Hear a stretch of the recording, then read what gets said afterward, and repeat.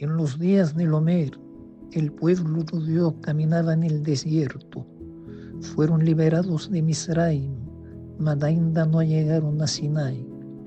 Estaban libres, mas no sabían quién eran. Estaban guiados, mas llenos de dudas. Ansina, como ellos, nosotros también pasamos momentos de incerteza.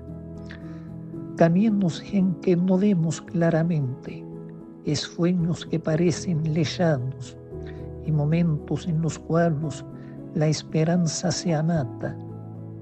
Aquí vos partallamos 5 dichas de esperanza para ascender la luz. La noche es paridera, bien espera, bien alcanza. El Dios está droso, mas no olvidoso. Moshe murió, Adonai quedó.